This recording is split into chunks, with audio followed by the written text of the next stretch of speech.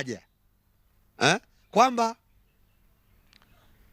ufahamu kaja niko ndani ya maji, kwa sababu unayasikia maji. Hivi silitoka kwa mdhamini? Hivi silikuwa hivi harusi si kesho kutwa?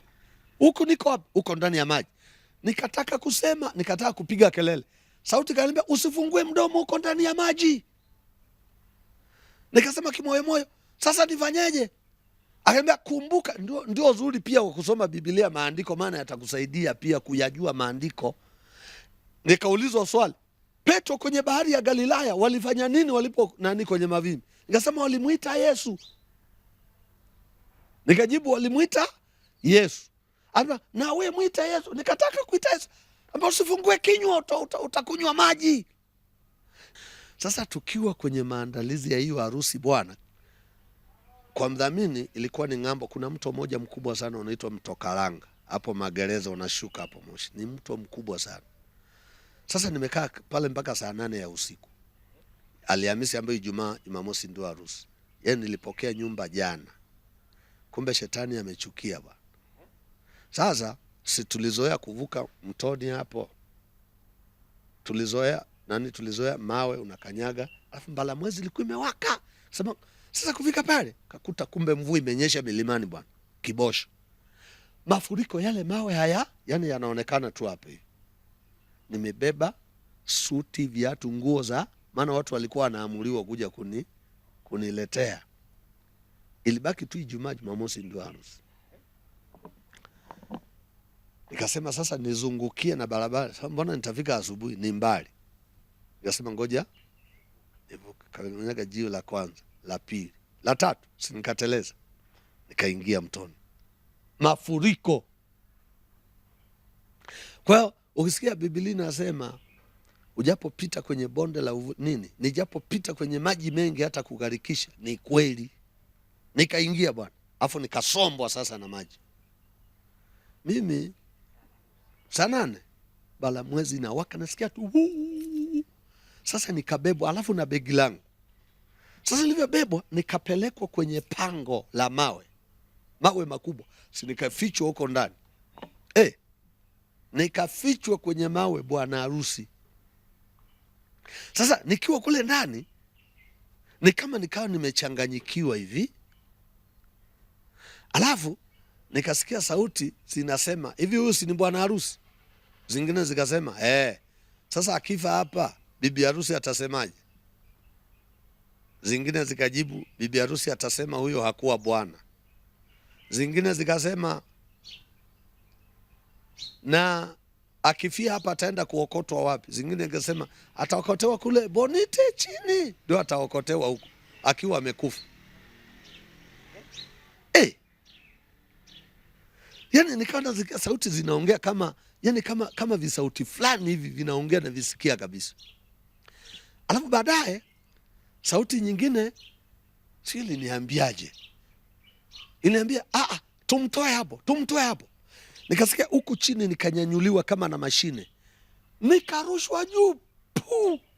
Na begi langu hilo. Ile kurushwa, maji yanayokuja yakanifanya nini tena? Yakanipiga tena. Yakaanza kunibiringisha tena. Alafu ajabu moja, nimekaa kule sijaonja maji hata ile ya puansu ya nini, hakuna. Sijui hata nilikuwa na maji. Sasa nikaenda kupelekwa pango baya, sasa nikazamishwa ile ya kuisha kabisa. Sasa kule ndio sasa nikaanza kuongea na malaika. Malaika wakanitokea huko chini ya maji. Wewe si bwana harusi? Na hiyo waliniambiaje tena hizo sauti? Zikasema no. Sasa baadaye nikiwa kule chini ya maji ufahamu kaja. Kwamba ufahamu kaja niko ndani ya maji, kwa sababu unayasikia maji. Hivi silitoka kwa mdhamini? Hivi silikuwa hivi harusi si kesho kutwa? Huku niko wapi? Uko ndani ya maji. Nikataka kusema, nikataka kupiga kelele, sauti kaniambia usifungue mdomo, uko ndani ya maji. Nikasema kimoyo moyo, sasa nifanyeje? Akaniambia kumbuka, ndio zuri pia wa kusoma Biblia, maandiko, maana yatakusaidia pia kuyajua maandiko. Nikaulizwa swali, Petro kwenye bahari ya Galilaya walifanya nini walipo nani kwenye mavimbi? Nikasema walimuita Yesu. Nikajibu walimuita Yesu. Amba na wewe muita Yesu. Nikataka kuita Yesu. Amba usifungue kinywa utakunywa maji. Nikaita kimoyo moyo, Yesu niokoe. Ile Yesu niokoe, mzee, nikanyanyuliwa kile kilicho ninyanyua tena kula juu. Mara ya pili hiyo nikanyanyuliwa, ile maji yanayotoka tena yakalifanya nini? Yakanibeba tena. Mara ya tatu hiyo vuvu. Sasa mahali nimeenda kupigizwa kuangalia hivi jiwe, nikaenda sasa sio kuzamishwa tena, kuangalia hivi nikapiga jiwe kwa kushika hivi, yani kama Mungu alinileta kwenye supporter nikakuta support iko hapo, kushika jiwe hivi kufanya hivi, nikanyanyuka. Kuna mawe marefu yamejipanga mpaka ng'ambo. Nikatoka mzee, saa hiyo karibu saa 10 niko ndani ya maji, sijanywa hata tone la maji. Ndio maajabu ya Yesu. Nikakanyaga jiwe hivyo, nimeenda nyumbani nimetetemeka, maana ni kama nilishakufa. Nikasema yako vyote unavyo, yani shetani akuchukua hata ninavyo hapa. Nilikuwa nimeweka begi hapa hivi na nyanyu, wala kiatu akikwenda, ni nguo tu zililowana. Sikunywa maji, hata useme nimekunywa maji wala hata tone kuingia puani na yale maji yalikuwa na matakataka, magogo, sui manini, unajua mafuriko kwenye mito. Ndio nikakumbuka kwamba haitakugharikisha. Ni kweli, huwezi kuamini haya maandiko kama hujayapitia. Moto hautakuteketeza, tunawasoma Wameshaki, ni kweli. Unaona? Kwa hiyo nikakaa siku hiyo na hiyo hofu. Ijumaa sikumwambia mwenzangu mpaka siku tulipooa Jumaa. Kwa shetani alitaka kunifanya nini? Kisa kingine sasa, kisa kingine. Kwa hiyo adui alikuwa ananitafuta kwa sababu nilisimama. Na adui yupo bwana. Ijumaa yake sasa, ambayo kesho yake ndo harusi, nimetoka kwenye mto. Unaona? Alafu kesho yake jioni tumetokea kwenye ibada ya nyumba kwa nyumba kwa mzee mmoja wa kanisa. Nilikuwa nahubiri huko. Nimehubiri, nimekuja nina upako. Nimefika nyumbani, nikakaanga kitunguu. Tulikuwa tuna magesi yale ya nani, majiko yale, tulikuwa mchina yale. Sasa nikakaanga kitunguu, nasema ngoja niende jirani nichukue kasamaki hapa, alafu nije kwenda kwa jirani. Jirani akawa amemaliza. Sasa hiyo ni kama saa 2 hivi. Na nikaenda nyumba ya pili, hamna. Nikavuka tena nyumba nyingine. Kufika ile nyumba nikakaribishwa. Aliyenikaribisha ni mwanaume, na ni baba wa hiyo, ni kijana tu wa hiyo nyumba. Alafu nimeshika shilingi 50 yangu. Nilikuwa na zile 50 za nani zamani za noti. Asa nataka samaki. Akaniambia karibu ndani. Ile kuingia ndani akafunga mlango wa grili. Mimi nasubiri niletewe samaki. Jamaa katoka na fimbo. Akamuita mke wake. Huyu mwanaume anatafuta nini hapa saizi? Nilikwambia nasafiri. Alafu nimerudi, kumbe ulikuwa umeongea na nani? Unaona majaribu haya? Kumbe umeongea na mwanaume ili aje. Na 50 yangu, na huyo mama ni muuza samaki. Alafu ni mama mtu mzima pia tu, sio hata msichana useme namfuata. Alafu nikukute wewe nikupe na hela. Sasa yule baba kumbe walishakosana na mke wake na nini, kumbe walikuwa na jamaa amekasirika akaja na fimbo. Huku amefunga grili. Unaona? Ndio nikajifunza katika maisha haya bwana, kuna mambo matatu nimejifunza katika vita. Kuna mahali jaribu naambiwa kimbia kwa miguu. Kuna mahali unaambiwa pambana, na mahali unaambiwa aomba, kemea. Nimejifunza hayo. Sasa kwa mfano kwenye mafuriko utakimbia wapi? Utapambana wapi? Zaidi ya kufanya nini? Sasa kwenye nyumba unapambanaje na jamaa amefunga nini? Amefunga grili na fungua nayo na kufuli kubwa. Akamuita mke wake. Akamwambia umeita mwanaume kwa sababu nilikwambia mimi nasafiri. Unamfahamu huyu mtu? Asema simjui. Akanikana na nanunuaga samaki. Sema simjui. jamaa kanitandika hapa kwenye bega na hiyo fimbo, damu ikaruka hivi, kuangalia hivi, fimbo ikavunjika. Afu nikamwangalia jamaa haenei kwenye mikono yangu. Shetani akaniambia harusi inavurugika ya kesha. Ase adui yupo anatufuata. Akaniambia harusi inafanya nini? Inavurugika. Tumekosa kukuua jana. Naisikia sauti inaniambia tulikosa kukuua jana kwenye mto. Mungu wako ni mkubwa, hapa utoki. Jamaa sikatoka na panga. Fimbo imevunjika, damu kushika hivi, nimelawana t-shirt. Masikioni adui ananiambia harusi haipo tena, umeshafumaniwa aswi na nini. Akatoka na panga ba. Afu akamuita mke wake. Mke wake alivyo, jamaa akainua panga ile anikate. Mke wake akamshika. Ile anamshika akatandikwa na ubapa wa panga hapa kwenye baja. Chini.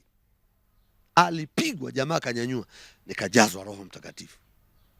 Ili nisione. Kwanza nikasema huyu nikipambana akipiga kelele hapa nitaonekana kweli. Kwa nikamwambia Yesu nifanye nini? Ndio maana kuna mahali hapafai kupambana, ni kuomba. Unaona? Aise, nilijazwa Roho, nilinena ili hata akinikata hata nisisikie. Nilinena ile kuja kufungua macho. Bado amenyanyua nini? Ametekewa pale. Nilinena. Afu nikaanza kumhubiri. Msiona, nilimpiga gombo yule jamaa. Amenyanyua panga mpaka ameenda kufungua nini? Mlango mwenyewe amenyanyua tu panga. Mkono umeganda hapo. Akanifungulia nini? Akanifungulia mlango. Ndio nikatoka.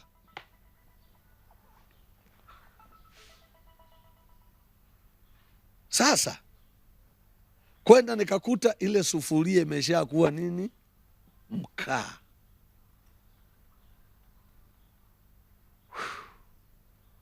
Sikusema. Kwa hiyo sasa Mungu akawa ameniokoa tena na hilo jaribu. Yaani mpaka shetani anambia kabisa nilitaka kukuua. Lakini hapa uchomoki. Tunakuharibia, tunahakikisha huoi. Basi Mungu akawa ameniponya baada ya kujazwa Roho Mtakatifu, akafungua jamaa.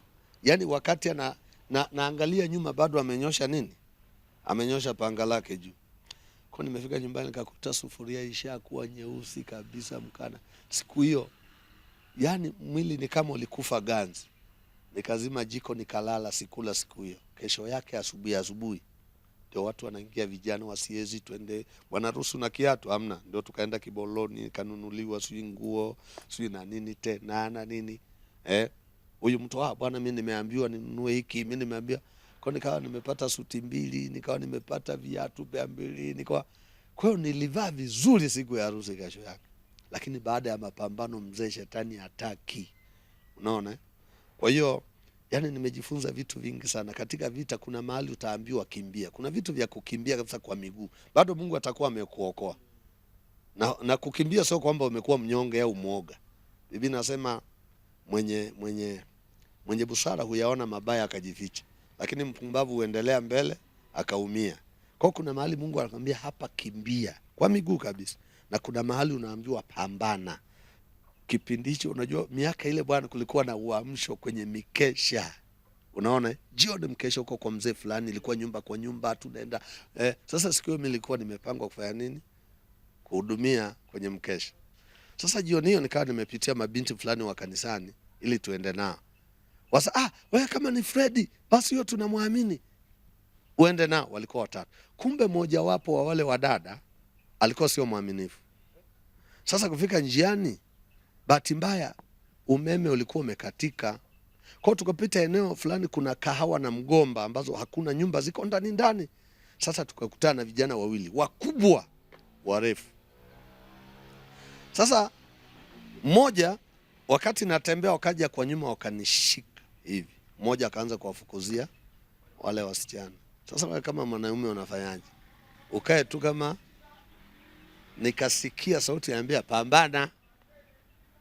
Sasa si unajua tena huko shetani alishatufundisha vitu vingine hata hatujavisahau. Vipo zana. Nilichomoka. Nilimchomoa huyo.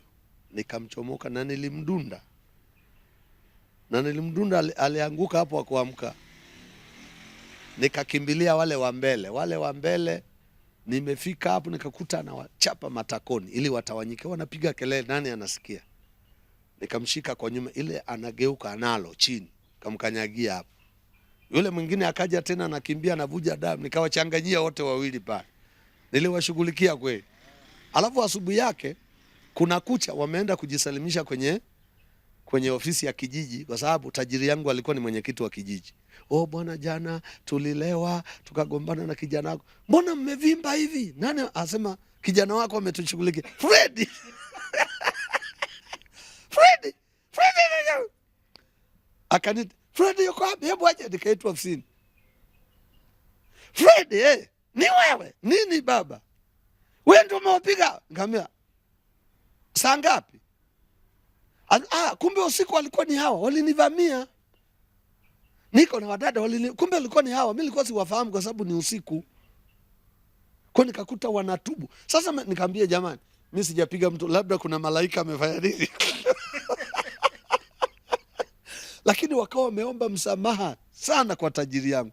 Maana pia walikuwa wanamva. Alafu tajiri yangu alikuwa ananiamini kwa sababu nilikuwa na nani sana mali zake. Nilikuwa namlindia sana mali zake zisipotee nini, nasimamia gari vizuri. Kwa aliniamini sana. Kwa hiyo nikajua kumbe kuna mahali pa kupambana. Uweze kukutana na majambazi usiku afu kujifanya wewe umeokoka. Unaona? Haya, nikimbia hapo sio pa kukimbia. Utaacha wasichana na wewe umeaminiwa na wazazi wao, unawateteaje? Unaona? Kwa hiyo na kuna mahali pia huwezi kuleta ujeuri. Watu wana silaha, wana visu, wana nini. Hapo inabidi umngoje nani? Yaani usikilize saa hiyo ndani yako. Roho Mtakatifu kwa sababu ni msaidizi atakwambia ufanye nini. Ukimbie. Kuna mahali pia aliniambia nikimbie. Nili uwanja wa ndege wa pale Maimoria pale. Nilikutana majambazi usiku. Kikimbia, nilikimbia, nilikuwa na begi Montana kipindi kile. Wakanikimbiza, hawakunipata. Kwa hiyo kuna mahali pa kufanya nini? Pa kukimbia. Kwa nikajifunza Mungu wakati mwingine anakupitisha kwenye ili uwe na uzoefu na yeye. Ndio maana nimefika wakati yani sina wasiwasi wowote na Yesu. Jana nilishuhudia kuna mahali nilienda hata watumishi wenzangu wakasema yani utajua we mwenyewe kwa sababu ya nguvu ya uchawi iliyoko. Lakini nisimama na Yesu. Kwa sababu namfahamu vituko vyote hivi, kanitoa hapa, kanitoka hapa, kaongea na mimi hapa, kanitoa kwenye uvuli wa mauti, nikafungiwa, kanitoa mtu akatekewa na panga. Aliruhusiwa tu kunipiga na fimbo lakini na panga hajanikata. Ameongea na mimi ndani ya maji, ameniuliza Petro alifanyaje? Shetani hawezi kuongea na mimi kwa maandiko kama haya. Kwa hiyo uzoefu huu umenipa yani nikisimama nasimama kama mtu ambaye nina uhakika na kitu na mtu ambaye nasema habari zake. Ndio maana hata nikisimama ngasema Yesu ana majibu na amenipa na anawapa watu majibu kweli. Ikafungwa bwana Jumamosi, lakini nikiwa nimepitia moto. Mwenzangu nilikuja kumshuhudia baada ya kuingia ndani. Mwenzako ilikuwa nife. Hivi ungesemaje? Na akanijibu vile vile kwamba labda ingekuwa ni Bwana. Ningesema tu ni Bwana. Nikamwambia ulisema hivyo hivyo na huyo mtu aliyeniuliza hivi alijibu hivyo hivyo, ungesema kwamba ni Bwana. Unaona? Kwa hiyo tukao tunaongea, mke wangu mimi nilipitia mambo haya, wewe nilikupata kwa Mungu. Nikawa namshuhudia sasa tukiwa tumeingia. Kwa sababu sikuwa hata na 100, vitu vyote vilitolewa. Kwa sababu pia nilikuwa nafanya kazi za kanisa za kujitoa. Kwa ile kumbe watu wanaona kitu ninachokifanya kanisani. Unaona? Nafanya hiki bila kupangwa. Sasa nikadeki kanisa, nikifika viti vichafu na vifuta, wala sio shemasi wala nini. Ndio mchungaji akanichagua kuwa shemasi. Labda pengine katika hili unapeleka ujumbe gani kwa vijana? Yaani vijana bwana wakae tu na Mungu vizuri. Yesu hawezi kumwacha mtu kabisa. Unaona? Na Daudi anasema yani tangu alipokuwa kijana na sasa ni mzee hajawahi kuona mwenye haki wa Mungu ameachwa na uzao wake. Ni kweli. Mimi mwenyewe ni shahidi. Kile vijana wa sasa hivi sio tamaa sio vitu gani, lakini kwanza na washauri wajazwe Roho Mtakatifu alafu wamtumikie Mungu. Unapojazwa Roho na Mtakatifu, yani huyo ndio anakuwa anasema na wewe. Sasa hivi watu wanasema wameokoka lakini Mungu haongei na wao. Lakini nia ya Mungu ni kuongea na watu. Mungu hajakaa ndani yako awe kimya, yani kama mabubu fulani wasioongea. Unaona? Mungu anataka lakini watu wako bize. Alafu hawana haja. Anasema nitafuteni kwa bidii nanyi mtaniona. mkinitafuta kwa moyo. Kwa hiyo ile kumtafuta kwa bidii ndio watu hawana, wamepokea tu wokovu, waende kanisani, lakini ule uzoefu wa kuwa na Mungu amesema na mimi. Ndio maana hata Mungu akiongea na mtu hawezi kusema kwamba Mungu ameongea na mimi, anasema kitu kikaniambia. Kitu kikaniambia. Amepushwa kitu fulani na Mungu, anasema machale yalincheza. Kwa hiyo anakuwa hana uhakika. Kwa mfano jana nilikuwa nahubiri. Tunajua tulikuwa tunakimbizana na ule muda na mvua, watu wawahi nyumbani, si kufuturu wengine si nini. Nikasikia Roho Mtakatifu ananiambia ita watu mbele. Sikujali tena naonyeshwa muda wala nini. Nikamwambia wale walio si walianguka wengi sana ndio akapandishwa juu, ndio moyo wangu katulia. Kwa hiyo najua kuisikiliza sauti ya nani? Ya Mungu anasema na we, hasa nikiwa kwenye huduma. Unaona?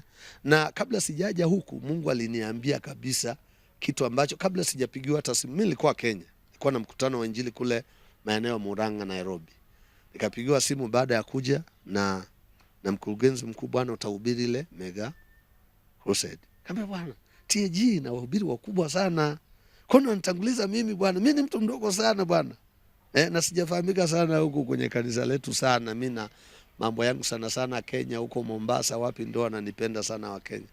Na wanachonipenda sana kwenye madhihirisho tu haya ya watu kufungulika. Yaani katika hilo, sababu tuliteswa sana pia na nguvu za giza, kwa hiyo nina hasira sana na hizo. Yaani uponyaji wote unaohusiana na nguvu za giza. Hiyo majibu yao huwa natembea nayo kwa kweli. Mungu amenipaka kwa ajili ya hilo.